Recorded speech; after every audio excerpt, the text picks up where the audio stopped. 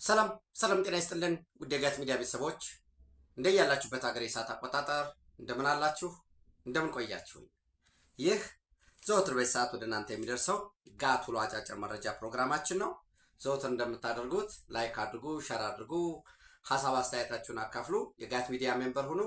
ጋት ሚዲያ በሱፐር ቻት በሱፐር ታንክስ ደግፉ። እየደገፋችሁ ስላላችሁ ከምንም በላይ ከጋት ሚዲያ ጋር አብራችሁ ስለሆናችሁ እጅግ የከበረ ምስጋና ይድረሳችሁ።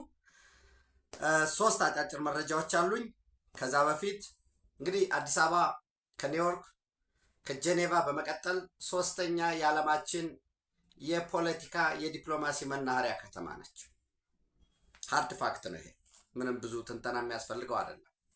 አዲስ አበባ ውስጥ የሁሉም የአፍሪካ ሀገራት ኤምባሲዎች አሉ፣ ዓለም አቀፍ ድርጅቶች አሉ፣ የአፍሪካ ኢኮኖሚክ ማዕከልን ጨምሮ የአፍሪካ ህብረት አለ።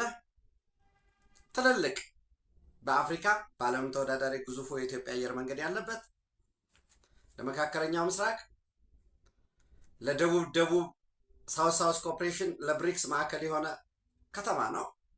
ይሄ ከተማ ከቅርብ ጊዜ ወዲህ የቱሪዝም የኮንፈረንስ ቱሪዝም፣ የዲፕሎማሲ ቱሪዝም፣ አሁን ደግሞ ሰፊ ስራ እየተሰራ ነው። የሜዲካል ቱሪዝም ማዕከል ለማድረግ፣ ካልቸራል ቱሪዝም ማዕከል ለማድረግ፣ የስፖርት ቱሪዝም ማዕከል ለማድረግ ሰፋፊ ስራዎች በሁሉም ዘርፍ እየተሰሩ ነው። አንዳንዴ አንዱ ይጎላና ሌላ ስራ የማይሰራ ይመስለዋል። አሁን አንዳንዱ ይመጣና ከተማ እየታደሰ ነው ያምናል። ትናንት ብልጭልጭ ምናምን ሲል የነበረው ሁሉ ከሽፏል። ሌላው ጉዳይ በሆኑ ገብቶታል። ብልጭልጭ ማለት እንደማይጠቅም፣ ረዥም የእግረኛ መንገድ፣ ሰፋፊ ፓርኮች፣ የህፃናት መንደር፣ ዛሬ አረጋውያን፣ ህፃናት፣ ወጣቶች ሙቭ የሚያደርጉባቸው የአፍሪካ በነገራችን ላይ እንደ አዲስ አበባ አይነት የኮሪደር ልማት መስራት የሚችል የአፍሪካ ከተማ የለም። ኦኬ፣ ይህን ማብራራት አለብኝ፣ ፕሮፓጋንዳ እንዳይመስል። ለምን ተብሎ ከተወሰደ እኛ ሀገር ነው መሬት የህዝብና የመንግስት የሆነው። በሌላው ዓለምስ በሌላው የአፍሪካ ሀገራት መሬት የግለሰቦች ነው። ስለዚህ ካሳ ልስጥ ብትል $1 ቢሊዮን ነው የሚፈጅ። ሁለተኛ አዲስ አበባ በረከተ መርገም አይነት የብሌሲንግ ኢን ዲስጋይስ አላት።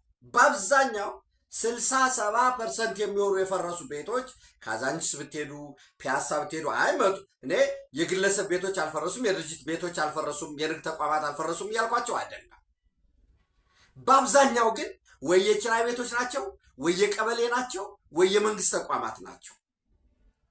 ይሄ ደርግ ወርሶ የነበረው እኔ መወረሱ ትክክል ነው የሚል እምነት የለኝም። ግን ያው ሶሻሊዝም ታውጇል። ከታወጀ ምን ታረቀዋል? ይህንን ኬንያ ለመተግበር ይህን ጆሃንስበርግ፣ ፕሪቶሪያ ላይ ወይንም ጋና አክራ ልተግብረው ብትል አዲስ ከተማ ካልቆረቆሩ በቀር በጣም ከባድ ነው። እኛ ግን የፖሊሲውም መሬት የህዝብና የመንግስት መሆኑ አንድ፣ የህዝባችን ተባባሪነት ሁለት፣ ሌሎች 3 4 እያልኩ መሄድ እችላለሁ። በእነዚህ ምክንያት ግዙፍ ከተማ ተገንብቷል። ሲባል የነበረው ምንድን ነበር? አዲስ አበባን ማደስ፣ አዲስ አበባን ማሻሻል፣ ጥሩ ከተማ ማድረግ አይቻልም፣ እንግዲህ አቅም ሲፈቅድ ወደፊት ሌላ ከተማ እንገነባለን ሲባል ነበር። ግን አዲስ አበባ በአዲስ ታድሷል። የመጀመሪያው አዲስ አበባ ከተማ ምስረታውና አሁን ያለው ደግሞ ሁለቱም ተመሳሳይ ናቸው። አዲስ ከተማ ነው መጀመሪያም የተቋቋመው፣ አሁንም ዛሬ አዲስ ከተማ ነው። በዛ ውስጥ ጉድለቶች የሉም ወይ? ውስንነቶች የሉም ወይ? ኤስታብሊሽድ የሆኑ ቢዝነሶች ችግር አልገጠማቸውም ወይ? ደፍነትሊ ይገጥማቸዋል። ግን እሱን ሚኒማይዝ ለማድረግ ምን አማራጭ ወስደናል? አንድ። ሁለተኛ የተገኘው ውጤት በውጤት ደረጃ ያኛው ነው የሚሻለው፣ ይሄ ነው የሚሻለው። የመንገድ አውታሮች፣ ስማርት ሲቲ ከተሞች ለኑሮ በሚመች ሁኔታ ተገንብቷል ወይ ስንል ወዳጅም ጠላትም በጋራ በአንድ ልብ የሚመሰክረው ነው። አሁን ብልጭልጭ ነው ምናምን የሚሉ ሰዎች ተቀባይነት የሚያገኙበት ሁኔታ አይደለም ያለው። ኤንዌይስ ይህ የዲፕሎማቲክ፣ የፖለቲካ፣ የኮንፈረንስ፣ የቱሪዝም፣ የካልቸር ሙሉ ያሟላች አዲስ አበባ ዛሬ በአፍሪካ ከተሞች አይደለም በዓለምም ተመራጭ የሆነች ነው።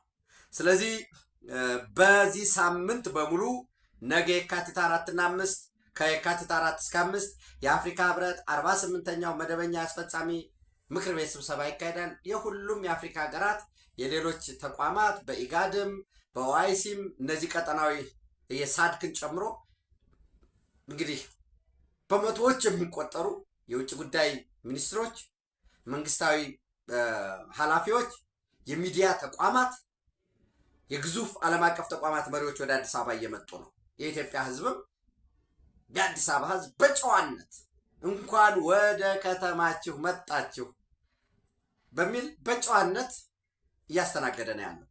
ነገ የካቲት 4 እና 5 እንዳልኳቸው 48ኛው መደበኛ የአስፈጻሚ ምክር ቤት ስብሰባ ይኖራል።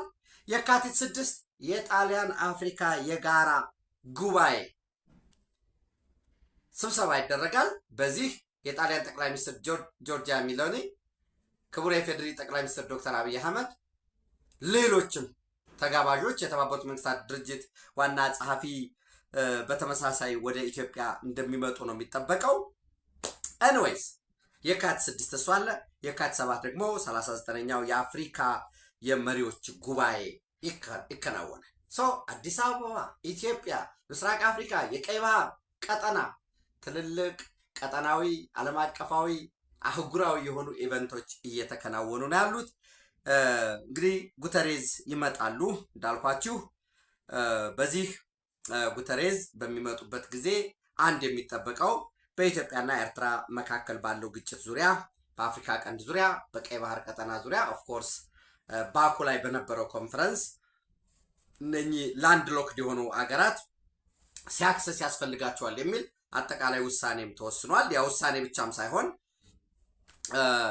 ጉተሬዝ እንደሚደግፉት አሳውቀዋል። ትልልቅ ኢቨንቶች እየተከናወኑ ነው። ኢትዮጵያዊነት፣ መልካምነትን፣ ከተሞቻችንን የሰራነውን ተስፋ ያለን ሀገር መሆኑን አዎ ኢትዮጵያ ቀይ ባህር ያስፈልጋታል፣ ይሄ መሰለ ከተማ ገንብተዋል የሚል ሶፍት ፓወር ነው ወዳጆቼ። ይሄ ከተማ ንጹህ መሆኑ፣ ይሄ አረንጓዴ ፓርኮች ምናምን ገንዘብ ሊሰራው ይችላል ብለን ዝም ብለንም እንደመድመው ብቻ አይደለም። ሶፍት ፓወር ነው። ሚሊተሪ ስትሬንግዝ ብቻ የሚያመጣው አይደለም። ሃርድ ፓወሩ ኢኮኖሚክ ስትሬንግዝ ብቻ አይደለም። ለአንድ ሀገር ፍላጎቱን ለማስፈጸም የሚጠቀምበት ንጹህ ከተሞች፣ ውበት ያላቸው ከተሞች፣ ጽድት ያለ አገልግሎት ማቅረብ፣ መልካም የሆነ እንግዳ መቀበል በሙሉ እንዳልኳችሁ ለምንፈልገው ዲፕሎማሲ በቀጠናውም በዓለም አቀፍ ደረጃ እንዲኖረን ለምንፈልገው መሻት ቦታ አስተዋጽኦ ይኖረዋል። ምናልባት በዚህ በሃርድ ፓወር በሚሊታሪም ካያችሁ ኢትዮጵያ አክቲቭ የሆነ በሰው ኃይል ይሄ እንግዲህ አክቲቭ ሚሊታሪ ፓወር ከዛ በላይ ነው ብያቸዋለሁ። ቁጥሩን ኤግዛክትሊ ኢትዮጵያ የመከላከያ ሰራዊት ቁጥሯ ይህን ያለው ልላችሁ አልችልም፣ ግን ሚሊየን ፕላስ ብላችሁ ሰዱት። 1 ሚሊየን ፕላስ ነው እና አንዳንዶቹ የኢትዮጵያ መከላከያ ሰራዊት አሁን ከወለጋ፣ ከአርሲ፣ ከጎጃም፣ ከሸዋ ምናምን እየወጣ ወደ ትግራይ በመሄዱ በየአካባቢው ያሉ ጽንፈኞች ከተሞችን የመቆጣጠር እድል እየተፈጠረላቸው ነው ይላል። ተስፋ ቅዠት ነው አሰላለፋቸው። እንደዚህ በነገራችን ላይ ክረምት ባይኖር ሁሉም ቤት፣ እንግዳ ባይኖር ሁሉም ሴት ይላሉ አባቶቻችን። እንደዚህ ፈተናዎች ጭምብልን ይገልጣሉ። አሁን አንዱ ከዚህ በፊት ራሳቸው ጽንፈኞች መረጃውን አሽከረከሩትና ከዛ አሁን ሮይተርስ ዘገበ፣ ኢትዮጵያ ለአርኤስኤፍ ማሰልጠኛ ቤኒሻንጉል ውስጥ ካምፕ ገንብታለች ይላል። አርኤስኤፍ እኮ ከሱዳን ግማሽ የሆነ ቦታ የተቆጣጠረ ታጣቂ ነው። ኢትዮጵያ ውስጥ ምን ሊሰራው ነው ማሰልጠኛ የሚከፍተው? አንድ ሁለተኛ፣ የኢትዮጵያ መንግስት ህዳሴ ግድብ አካባቢ ላይ በምን ታምር ነው የውጭ ሚሊተሪ ማሰልጠኛ ሊከፍት የሚችለው? እናንተ ታፏጫለ እንጂ ግብፅ ሁኔታውን ያውቀዋል፣ ሱዳን ሁኔታውን ያውቀዋል። እነሱ በአደባባይ ቦልድ ሊወጥተው ለአርኤስኤፍ ማሰልጠኛ የሚሆን ቦታ ኢትዮጵያ ፈቅዳለች ባላሉበት ያው ምንድን ነው አርሚ 7 ሸረሪና ላይ ስላለ ሱዳን ድንበር ላይ አሁን ሀምዳይት ላይ ስለሄደ አርሚ 42 እና አርሚ 15 አንደኛው ኮር 3 153 የሚባለው የኤርትራ የመሃጀር ይህንን ጽንፈኛው ተባብሮ አገሩን ይከሳል። ግን ኢትዮጵያን ወዳለው የሚለው እኮ ነው። ኢትዮጵያ ለራሷ ስትራቴጂክ ኢንተረስት አልሆንም እንጂ ቢሆን ብታደርገው ይነገራል ይባላል። የግብፅ ፖለቲከኛ ሱዳን ድንበር ላይ ባለ የሩዝ ማሳ ውስጥ የድሮን ጣቢያ ገንብተን አርኤስኤፍን እየደበደብ ነው ብሎ መረጃ ወጥቶ ያውቃል። እና የጽንፈኛ አመራሮች መረጃውን ሰጥቶ አንድ ወደል ደግሞ አለ እዚያ ወደል ላይ ማለት ነው። ልክ ጦርነት ሊመጣ ነው ግጭት ሊመጣ ነው ምናምን ሲባል አለሁ የሚል ነገሮችን ልም ሲሉ በዚያው የሚከስም ስሙን ላለመጥቀስ ነው በነገራችን ላይ። እና የለም ዞሮ ድሮ ኢትዮጵያ አክቲቭ ትሮፕ እንግዲህ የግሎባል ፋየር ፓወር ባወጣው ኢትዮጵያ 503,000 አክቲቭ ሰራዊት አላት። በዚህም በግሎባል በዓለም ደረጃ 9ኛ ነች። ግብፅ 438,500። በነገራችን ላይ የግብፅ ሰራዊት 1 ሚሊዮን ገደማ ነው። ግን እዚህ ያለው ዳታ 438,500 ነው። በዓለም 13ኛ በአፍሪካ 2ኛ ነች። ሞሮኮ 400,000። ለምሳሌ ሞሮኮ ወደ 620,000 መሆኑን መረጃዎች ከዚህ በፊት ይወጣሉ። ቼክ እንድታረጉት ነው። ኤኒዌይስ ኤርትራ 350,000 ከዚህ ይጨምራል። የኤርትራ ሰራዊት 20ኛ ነው። ሱዳን 300,000 22ኛ በዓለም ደረጃ ማለቴ ነው። በአፍሪካ 5ኛ ነው። ናይጄሪያ 230,000 በዓለም 28ኛ በአፍሪካ 6ኛ። በአጠቃላይ እንደምታስታውሱት በአፍሪካ ኢትዮጵያ 5ኛ ደረጃ ነው ያላት በሚሊተሪ ፓወር። ድሮ ሃርድ ፓወሩም ዝግጁ ነው። የባሌው መንገድ የቦሌው መንገድ እንዳልኳቸው ደግሞ ከተሞቻችንን ማሳመር ያለንን ማሳየት ማደግ እንደምንችል መስራት እንደምንችል እያሳየን ያለንበት ነው። እነዚህ ዓለም አቀፍ ቀጠናዊ ኮንፈረንሶች በስኬት እንዲጠናቀቁ ሁላችንም መተባበር አለብን። ይሄ በጣም ነው ሊያስደስተን የሚገባ።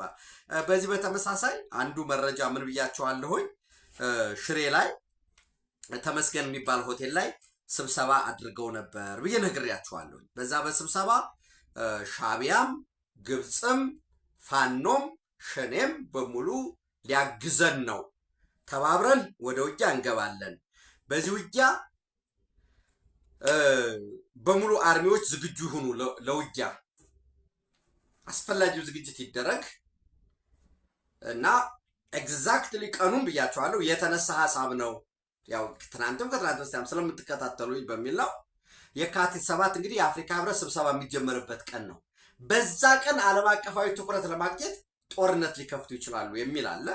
እንግዲህ ከከፈቱ የዛውን ቀን ዲተር አድርገን በሚሆን እንደሚሆን እናደርገዋለን። ኤኒዌይስ ህወሓት እንግዲህ ትናንት መግለጫ አውጥቷል እንዳያችሁት።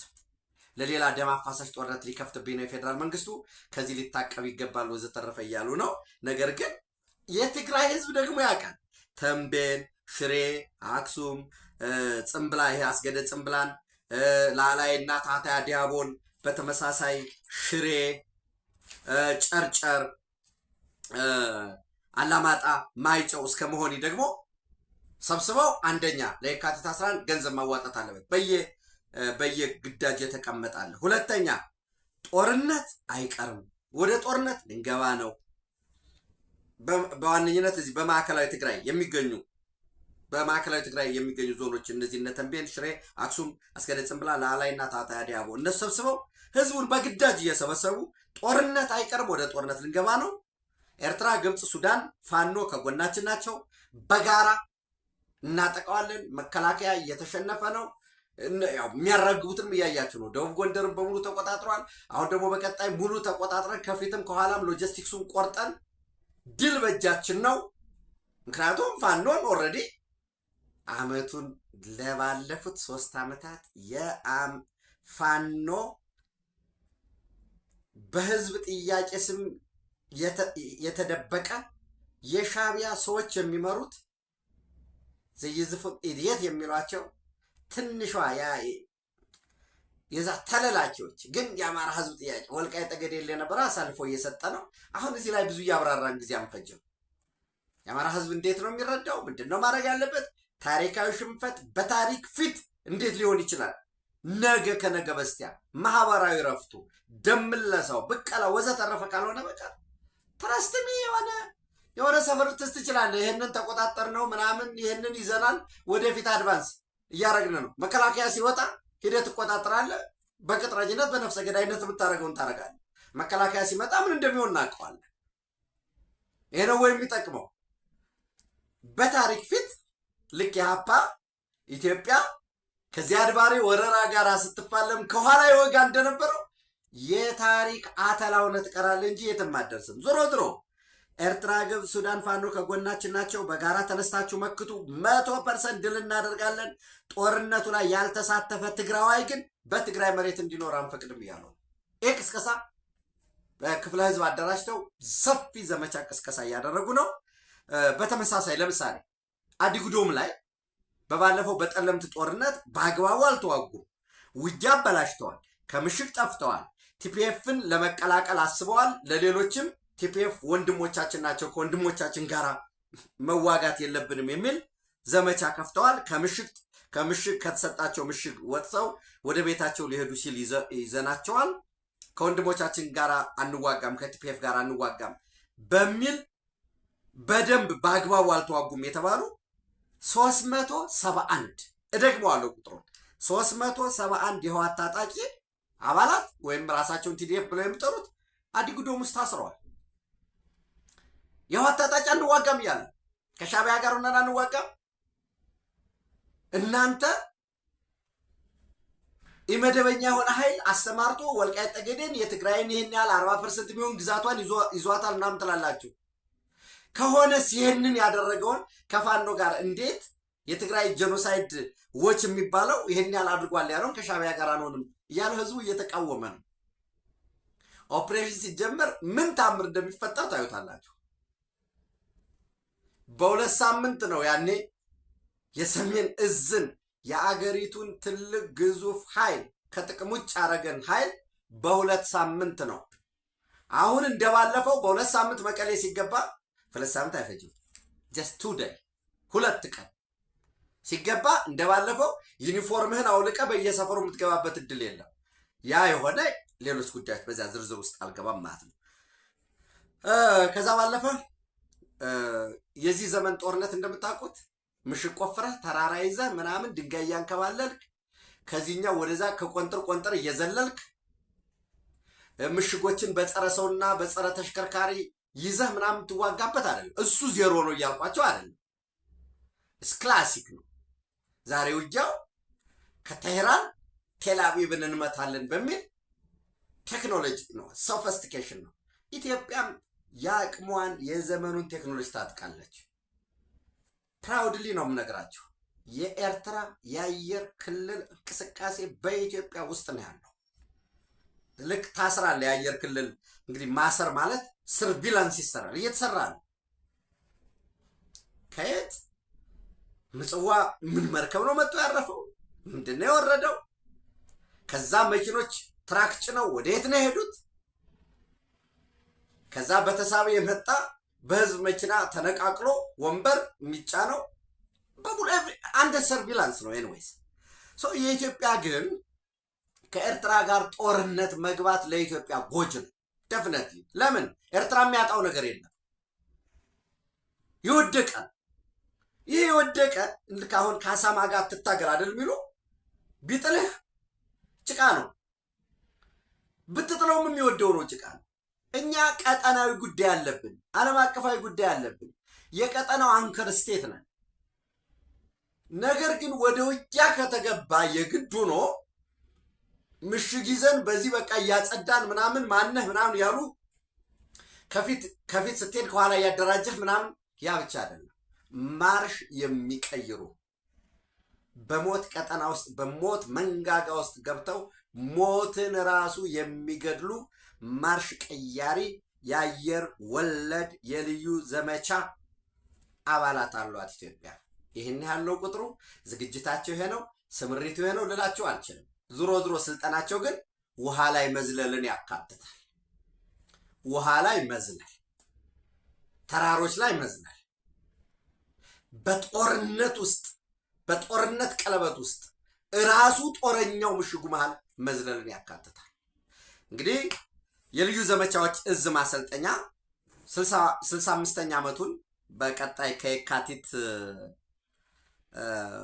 7 ያው የካቲት 7 39 የአፍሪካ መሪዎች ጉባኤ የሚጀምርበት ቀን ነው። ድሮ ከየካቲት 7 እስከ 15 ለአንድ ሳምንት በሐዋሳ በተለያዩ ሁነቶች ያከብራል። የ10 ኪሎ ሜትር ሩጫ አለ፣ የጎዳና ትርኢት፣ የፓናል ውይይት፣ የመሰረተ ልማት በተለይ በአካባቢው ከብላቴ ወታደራዊ ማሰልጠኛ የስፔሻል ኦፕሬሽንስ ስኩል ስላለው እሱን የመጎብኘት እንዲሁም ይሄ ማሰልጠኛ ማዕከሉ ከአካባቢው ሕዝብ ጋራ በመሆን የሰራቸውን የልማት ተግባራትን የሚጎበኙበት ነው እና እንግዲህ በ1953 በእስራኤል ሀገር ሰልጥኖ በመጡ አንድ ሻምበል የአየር ወለድ ሰራዊት አባላት የተቋቋመ ነው። ሰፋፊ ጀብዶችን ሰርቷል። በሰው ሰራሽ በተለይ ለምሳሌ በ1969 የደርግ ሰራዊት የኢትዮጵያ ሰራዊት የደርግ መንግስት ስለነበረ ያኔ ናቅፋ ላይ በተከበበበት ወቅት ራሳቸው መሃል ላይ የሻቢያ ታጣቂ ያንን ናቅፋ ላይ ከቦ በነበረበት ወቅት መሃል ገብቶ ሞትን ሞተው ከሞት መንጋጋ ውስጥ ከከበባ ውስጥ ሰራዊቱን ማውጣት ችለዋል። በተመሳሳይ እንደምታውቁት በ1972 በረራ ላይ የነበረን የሻቢያና የህዋትን ተልዕኮ ይዘው አውሮፕላን ለመጥለፍ ሙከራ አድርገው የነበሩትን ያው ከፖለቲካ መነጽር ስለሚታይ አወዛጋቢ ነው። መጥለፍ ያስከትል የነበረውን የፖለቲካ የአየር መንገዳችንን እነዚህን በሙሉ እዛው ጠላፊዎችን ላይ እርምጃ በመውሰድ በኋላም ራስ ካምቦኒ የሚባል ማንም በማይደፍረው የአልሸባብ የሞት ቀጠና በሚባለው ራስ ካምቦኒ ላይ በዝላይ በመውረድ ከሄሊኮፕተር ላይ ማሰልጠኛውን አቃጥለው እዛ የነበረውን አሸባሪ ደምስሰው ደም አፍሰው አጥንታቸውን ከስክሰው ዋጋ ከፍለው ኢትዮጵያን በዓለም የሚሊተሪ ኦፕሬሽን ውስጥ ያስጠሩበት ሁኔታ ነው ያለው እና እዚህ በተለይ የኤርትራ ናቅፋ የኢትዮጵያ ሰራዊት ተከቦ በነበረበት ወቅት ያደረጉት ጀብድ ዛሬም ድረስ በተለያዩ አገራት የሚሊተሪ ማሰልጠኛ ማዕከል እንደ አንድ ተሞክሮ ይወሰዳል። ለምን ከተቀመጠው የከፍታ ዝላይ አለ የምትዘልበት ከዛ በላይ ነው ዘለው ዋጋ የከፈሉት። ዞሮ ይህንን ለምን አላችሁ ካላችሁኝ፣ ለምን አነሳኸው እንዲያው ይህንን ካላችሁ እንደ መነሻ በዛሬው ዕለት የልዩ ዘመቻዎች እዝ ማሰልጠኛ ዛሬ የአየር ወለድ ሰልጣኞችን አስመርቋል።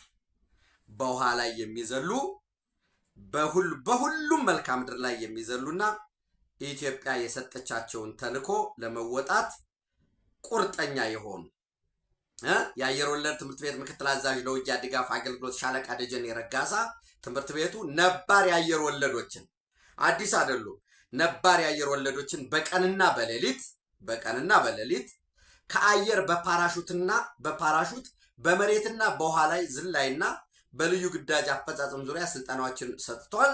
ሰልጣኛ አየር ወለዶች በየትኛውም የአየር ጸባይ የመሬትና የውሃ ገጽታ በሌሊትም ሆነ በቀን በየትኛውም ቦታ በጠላት ወረዳ ውስጥ ዘልቀው በመግባት ልዩ ግዳጅ የመፈጸም አቅማቸው የላቀ ደረጃ ላይ መድረሱን አረጋግጠዋል።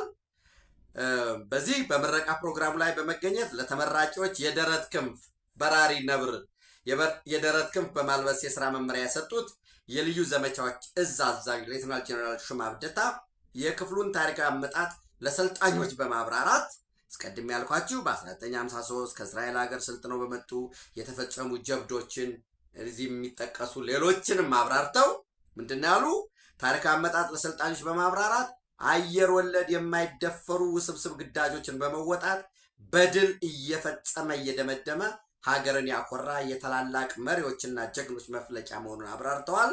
አየር ወለድን ለመሰልጠን ጀግንነትን የሚጠይቅ ነው። በሞት ቀጠና በሞት መንጋጋ ውስጥ ነው የምትገባ። ጀግንነትን ይጠይቃል። ቆራጥ መሆኑን ይጠይቃል። ለየትኛው ምድራዊ ፈተና ሳይንበረከኩ ሳይበገሩ ችግሮችን ሁሉ አሸንፎ እንዳስፈላጊነቱ በመጨረሻ እስትንፋስ የኢትዮጵያ ሰንደቅ ዓላማ ይውለበለብ ዘንድ ማድረግን ይጠይቃል። they did it before and they will do it in the coming time እና ምሽግ ይዘህ ምናምን እዚህ ቆፍረህ እንደዛ አይደለም ይኖራል። እሱ that's classic war ነው። አዲሱን ጦርነት እናስተምረዋለን ሻቢያን። አዲስ ለአየር ወለድም ለዘመናዊ ውጊያም የሚሆን ግባት እናስተዋውቀዋል። እና አሁን በተለያዩ ቦታዎች ከዚህ በፊት የህወሓት ታጣቂዎችን ልብስ ነበር ያለብስ የነበረው። አሁን ግን የራሳቸውን ልብስ ዩኒፎርም ለብሰው እያንኳተተ እየገባ ነው። የትግራይ ህዝብ ያል ዓለም ያል የኢትዮጵያ ጀግኖች ያሉ ለድርድር በሬ ክፍት ነው ብላለች ኢትዮጵያ። ወራችኋል፣ ውጡ፣ ሰራዊት አውጡ። ለ50 ዓመት ተዋግተናል፣ ጥቅም የለውም። ሁለቱ ህዝቦች ዕጣ ፈንታቸው አንድ ነው። ድንበር ከፈላቸው እንጂ ባህል፣ ቋንቋ፣ ሃይማኖት፣ ወግ፣ ታሪክ፣ ዘልማድ ኤቭሪቲንግ አንድ ነን። ይሄ ጦርነት አይጠቅምም። የአሰብ ወደብን ጨምሮ የኢትዮጵያ የማሪታይም አክሰስ የዓለም አቀፋዊ ቅቡልነት ያገኘንበት ነው። ኢትዮጵያ አይገባትም የሚል የለም። ነገር ግን በምን አግባብ በዲፕሎማሲ በዲያሎግ በዲስከሽን ነው እየተባልን ያለ ነው። እንወያይ። በተመሳሳይ ህዝቦች መካከል ጥፋት አይምጣ። በየአካባቢው ያለውን 2ም 3ም እየሆነ አሮጌ ክላሽ የትኛውም አይነት ጦር መሳሪያ ይዞ እናት አባቱን ወገን ዘመዱን ሊጎዳ ይችላል። አለው ሊል ይችላል። ሳይበር ላይ መሬት ላይ የሚሆነ የሆነ ኪስ ከተሞች ወረዳም ችግር የለውም የዞንም ሊቆጣጠር ይችላል። ስለ ጦርነት ግንባር ባትሉን ማሸነፍና ጦርነቱን ማሸነፍ ይለያያል። ፍጹም የማይሆን ነገር ነው ይሄ። ጥቁር ባንዳ ትናንትም ነበራት ኢትዮጵያ። ተለላኪዎች ነበሩ ትናንት፣ ዛሬ ያሉ፣ ወደፊትም ይኖራል። ረፉ አይጠቅምም ብሎ የኢትዮጵያ መንግስት በዓለም አቀፍ አደባባይ ፊት ለምን ኢትዮጵያ መለሳለስ አስፈልጋት ይላሉ እኮ አንዳንዶች። ፈርተው ነው። ራሱ የኛው ወገን ማለት የኢትዮጵያ ነው የምታገለው። ይሄ ትዕግስት፣ ልመና፣ ረፉ አንዋጋ ማለት የሞራል የበላይነትን በዓለም አቀፍ ማህበረሰብ ፊት የሚኖረውን እሱን የሚያመጣ ነው። ለዚያ ግን እኛ በዚህ በድርድር አሁን ኖርማሊ የለም እኛ ድንበር ውስጥ አልገባንም ብትል አንድ ነገር ነው። ለሪብሌኖች አንረዳም ብትል አንድ ነገር ነው። አንረዳም ከተባለ የለንም ከተባለ በዚህ በህወሓት ታጣቂ በኩል ደግሞ የሚያመጣባቸውን ጽምዶ ሊፈርስበት ነው። ድሮ ግን ፖለቲካል ይሄ የዲፕሎማሲ ቋንቋ እንኳን መጠቀም ሳይችሉ የለም አንፈልግም ብለዋል። የዓለም አቀፍ ሽፋን ዓለም አቀፍ ትንተና ተሰርቶበታል። በየሀገራቱ ያለው የሚሊተሪ አታሸው ምናምን ሌላ አይደለም የሚሰራው። ድሮ በዚህ ረገድ አሜሪካ ኢትዮጵያና ኤርትራን ታሸማግል የሚል ጥሪዎች እየቀረቡ ነው። በዚህ ረገድ ለምሳሌ አስቀድሞ በኢትዮጵያ አሜሪካ አምባሳደር የነበሩት በኋላም የአሜሪካ አፍሪካ ጉዳዮች ረዳት ኃላፊ ሆነው ያገለገሉት በዶናልድ ትራምፕ የመጀመሪያ የስልጣን ዘመን እዚህ አፍሪካ ውስጥ ሰፋፊ ስራዎች የሰሩ በባለፈውም ዶናልድ ትራምፕ ወደ ስልጣን በሁለተኛው ዙር ሲመጡ መጀመሪያ አካባቢ የአፍሪካ ጉዳዮች ዙሪያ ላይ ስምሪት አደረጃጀት ሲሰጡ የነበሩት አምባሳደር ቲቦር ናጂ አሜሪካ በሁሉም ጉዳይ ጣልቃ መግባት አለባት ብዬ አላምንም።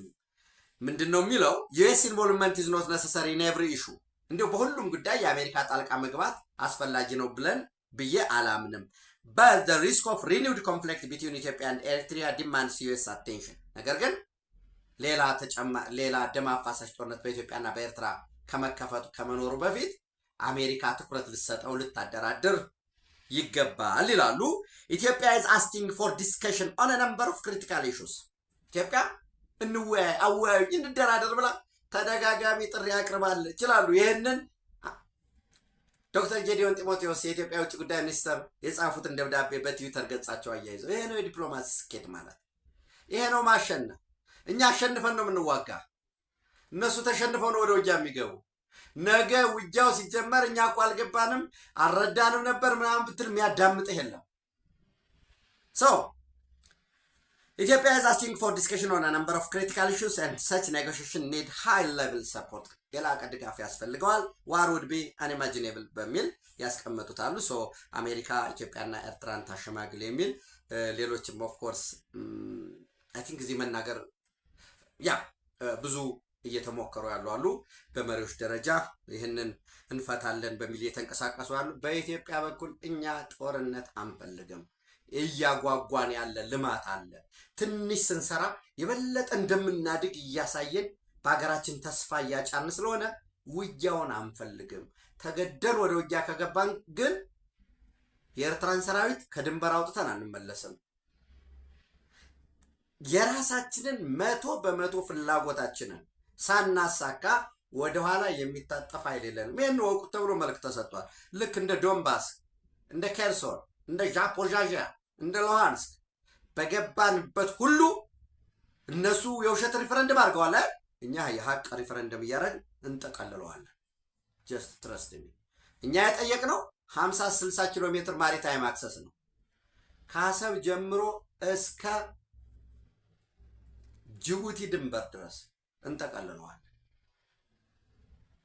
በሰጦ መቀበል መርህ ደም ሳይፈስ በጋራ እናልማው ነው። ለብቻችን እናልማዋለን፣ አብረን እናያለን። አሁን ዛሬ ስናገረው ትምክህት፣ ዛሬ ስናገረው በቃ የብልጽግና ደጋፊ ሁኜ ወይ ኢትዮጵያዊ ስለሆነ ፕሮፓጋንዳ ሊመስል ይችላል። ምላጭ ከተሳበ ባሩድ ከሸተተ በኋላ ነገሩ ሌላ ነው። እዚህ ብላ እናወራ እንችላለን። ዋይ ኖት? እዛው እንገኛለን። ይመዝገብ። ይህንን በልዩ ሁኔታ ጦርነቱን የሚቀይር አዲስ የሆነ ኃይል ተመርቋል። ጦርነቱን እሱ ነው የሚቀይረው ማለት ነው። በዚህ ረገድ በነገራችን ላይ ምናልባት በትናንትናው ዕለት የግብፅ ፕሬዝዳንት አብደልፈታህ አልሲሲ አቡዳቢ ነበሩ፣ ኤሚሬትስ። በዛም ከቢን ዛይድ አልናህያን ጋራ ተገናኝተዋል። የመሐመድ ቢን ዛይድ አርቲፊሻል ኢንተለጀንስ ዩኒቨርሲቲን ጎብኝተዋል።